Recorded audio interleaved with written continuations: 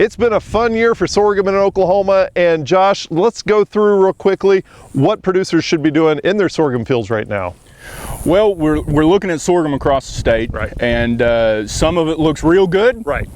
Some of it looks real bad, and that's kind of the token of the summer crops this year. Where it looks real good, we're setting up to have an outstanding crop. Where it looks real bad, we're setting up to not have so much of an outstanding crop. But the reason for this is quite varied.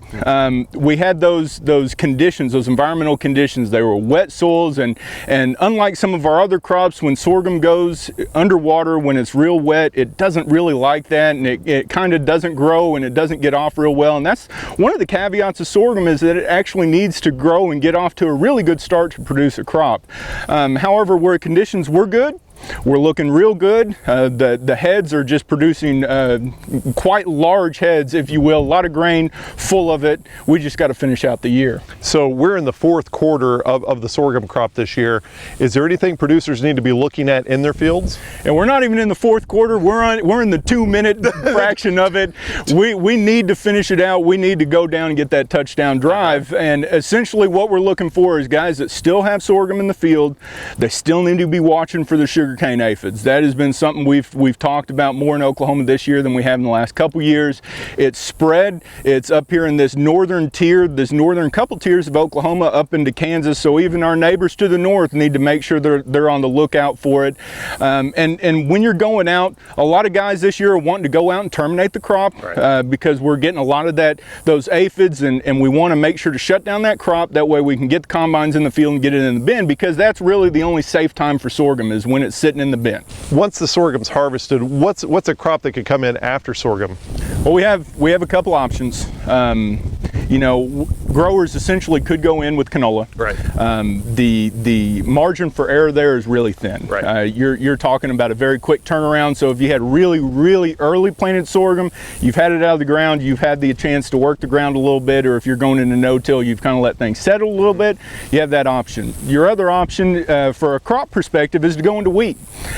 We have a lot of guys going into wheat for both grain and forage production this year. So that's something you got to look into is when you're going to be able to get your sorghum off, right, when that date is, kind of what the environmental conditions. Right now we're pretty dry west of 35, so we got to start thinking, is it worth dusting it in, or maybe it's worth just going fallow with this. Mm-hmm. And then you start opening up a lot of things. If you lay your field out of opening into corn the next year, soybeans the next year, going into grain sorghum, or coming back in about a year and a half and going back into wheat.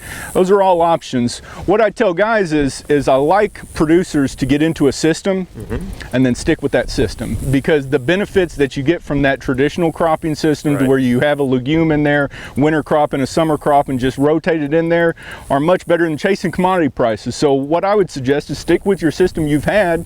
You know your land can support it. You know you yield well, so go in with what you're typically doing. But for guys that sorghum's new to their system this, right, year, and maybe they're not used to it, you have those options of wheat and canola. Canola's very thin, wheat's a lot more promising, or holding out and going into soybeans or corn next year.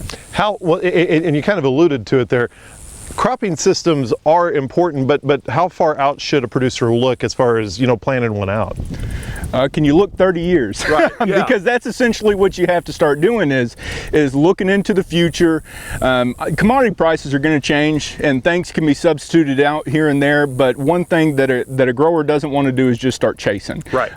Going corn after corn after corn, or soybeans were up at near $15 a couple years ago, just going straight soybeans across the board, just because you never know what will happen that year. And so spreading your risk, having a little bit of corn, a little bit of sorghum, a little bit of soybeans, or having some canola in with your wheat and rotating those together, the benefits have been proven. They've been proven in the state, they've been proven all over the world. So it's better to have a nice array or a nice diversity of crops and have that rotation, and stick with that rotation, because it's going to work out best than just doing a monocrop or a monoculture single crop system. Thank you much, Josh. Josh Lofton, cropping system specialist here at Oklahoma State University.